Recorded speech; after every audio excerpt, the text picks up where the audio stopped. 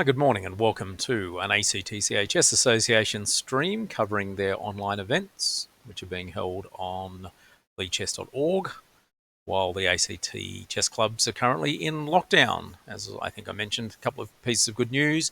Looks like restrictions are slowly being lifted across the next month, and hopefully by the end of October, we might be back to some form of face-to-face chess. But for now, these events are being organised by the ACT Chess Association online. My name is Sean Press.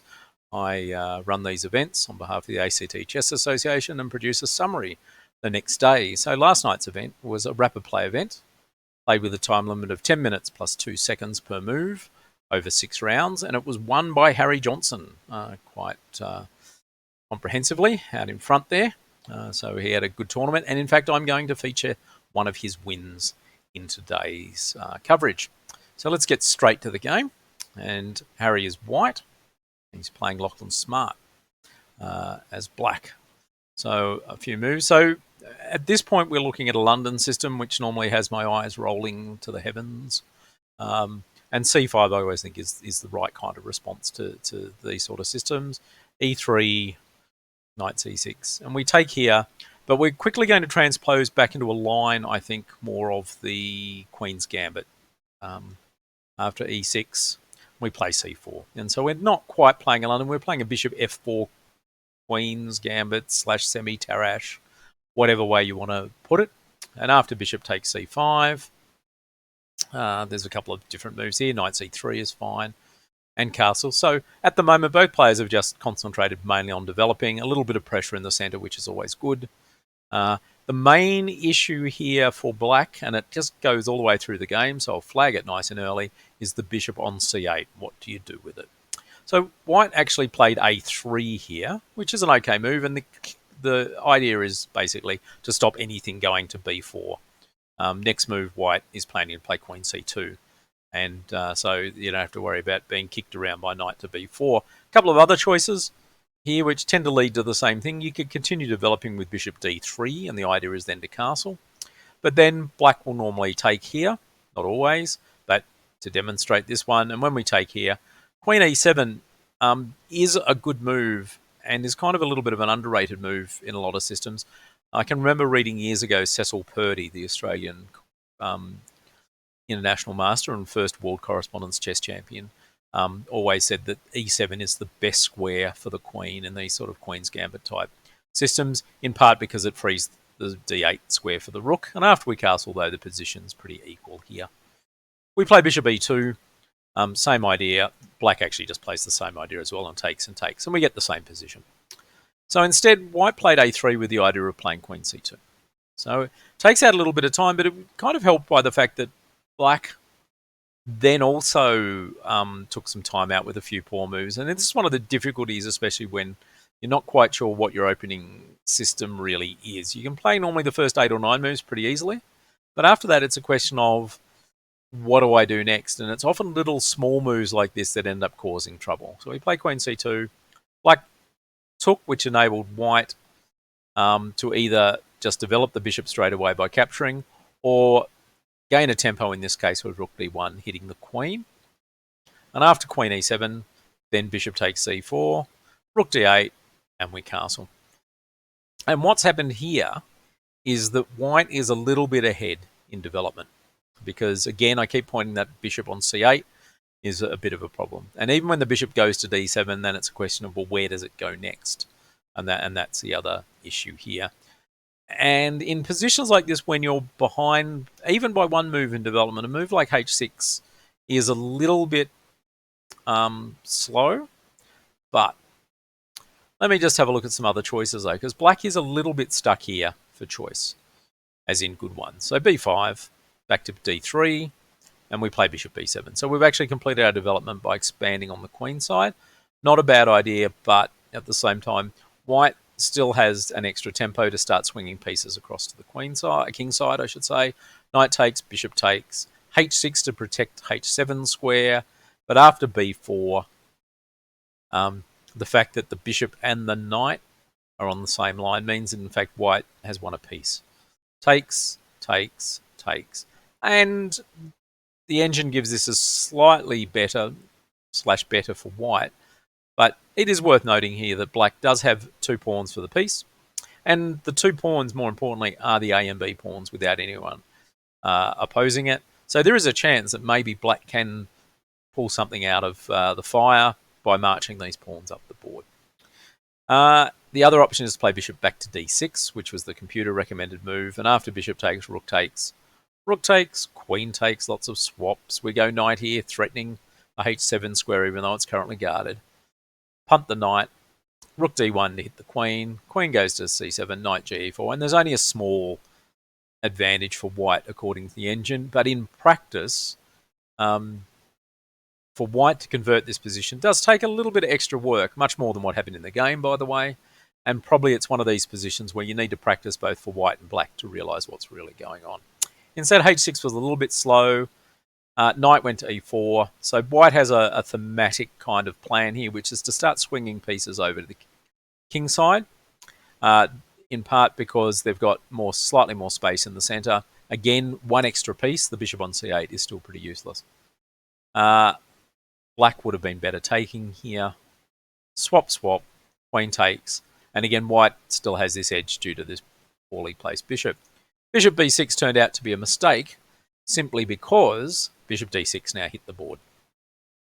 And the queen's got to find somewhere to go. So the queen went back here, but it meant it was no longer protecting the knight on f6, which meant that after knight takes f6, g takes f6, white has successfully destroyed the cover around black's king. And this becomes really important in this game. So the pawn on h6 is weak. The pawn on f6 is weak as well. So the queen goes to e4. Okay, it's swinging across to the king side. One of the threats in this position is also to play bishop d3 here and then just go mate on, threatening a mating attack on h7. Doesn't mate because bishop d3 leaves the bishop on d6 unprotected, but nonetheless. But e5 was played, and this turned out to be the big blunder. And because what black missed here was that the bishop on c4 was pinning the pawn on f7. When the pawn was on e6, that wasn't happening. But the moment the pawn's gone to e5, the g6 square is now actually available for the queen because it can't be captured by the pawn. Luckily for black, white missed the immediate queen g6. Now, this game was again played with a 10-minute time limit, and sometimes what will happen, especially in faster time limit games, is you actually calculate a sequence of moves. You basically, at one point, you go, I plan to play this move, and in reply to this, I'm going to do this and this and this. And sometimes your opponent makes a different reply. But you don't update your calculation. You go, well, because their move didn't stop me playing the thing that I wanted to play, I'm going to play it anyway. And in this case, white actually took on e5. But if we play queen g6 first thing to note is the pawn can't take the queen because of the pin from the bishop on c4. And we get this very obvious sequence of moves. And around about here, it's about a mate in 13, only because black has to give up the queen here. And then eventually the queen and the bishops and the rooks and the knights will all work together and checkmate the black king. So that was the more immediate win. Whether by reflex, I'm not sure, but the first move was for white in this position was to take on e5. And this gave black a small chance to get away from the immediate catastrophe. Take with e5, knight on e5, bishop takes, and you don't take back because the same bad stuff happens as before. So f5, and after queen f4, king h3. White is winning, but not completely won in this position. White has a big advantage here, but the game still has some moves to play. Instead, after knight takes e5, f takes e5, white took their chance the second time around, hit queen g6. Again, king in the corner, takes, back, check, back. Bishop takes f7 here. Okay. Now, the best move here in terms of the longest it takes for me to lose for black is queen takes f7. Okay, queen take. But in practice, you should be resigning here anyway. You're not going to likely to last long. And the material is queen and 3 pawns, which is 12 points on the normal scale of counting things, versus knight and bishop, which is 6 points. So white is just massively winning in this position. But it's worth just looking at the end of the game. So rook takes d6. So you don't lose your queen straight away. Rook takes d6, and the queen runs here. But there's now a mate in this position anyway. Queen h5, nice move. King up. Queen h6, nice move. Don't care about the bishop because you're playing rook f6 here. But interesting enough, this again is the whole I've got a plan and I'm going to stick to it. Queen here, and then queen takes f8. And the idea was to win the queen, and now you're just completely winning. King goes here, and rook here seems sensible. But there's a slight flaw in this one, not a major one. In fact, queen d6 check here was the stronger move. King down, rook check here, and that's mate. Okay. By checking with the rook, the king can run to c7, and moves like queen to d8 don't work because the knight on c6, c6 is covering d8. So rook h6 went here, threatening mate in 1 with queen d6. So the bishop goes to d7 to give escape squares. If you're being cruel, you can think about just simply taking the rook in the corner. But white was aiming for a checkmate. Played queen d6 check, king back to c8.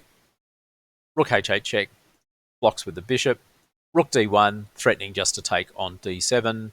Knight went b8, but then, in fact, white, black resigned in this position anyway after knight to b8. I'm assuming resigned and not ran out of time. This is completely winning for white in terms of material. I'm just looking at the balance down here of queen, rook, and 3 pawns versus 3 minor pieces.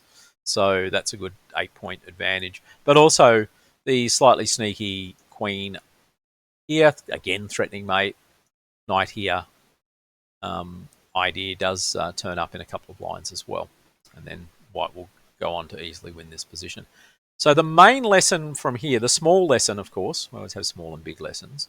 The small lesson is that if you're behind in development, you can end up reaching an even worse position if you just play nothing moves or slow moves rather than aggressively fighting back. But the big lesson here is keep an eye on your pins, okay? Especially bishop c4 attacking the f7 pawn or the bishop on c5 attacking the f2 pawn. Anyone that's ever read Logical Chess Move by Irving Chernev will note early on in the first couple of games, there's a couple of really drastic wins for black where white misses the effect of the pin on the f pawn by the bishop. So that was from last night's ACTCA Rapid Tournament, which was won by Harry Johnson, who was also the winner of this game. We play these events on Monday nights, Tuesday nights. We play a long time control on Thursday night. And then on Saturday, during the day, we have street chess. And also, if you're a junior player in the ACT in Canberra, the ACT JCL Chess Club on Lee Chess also runs a lot of events, including some that will be running today. My name is Sean Press. I organise these events on behalf of the ACT Chess Association. I do the summary normally the next day, unless something comes up. And I'm likely to be back online on Friday, summarising the last round of the ACT Online Standard event. So thanks for tuning in. And until next time, I'll be seeing you later.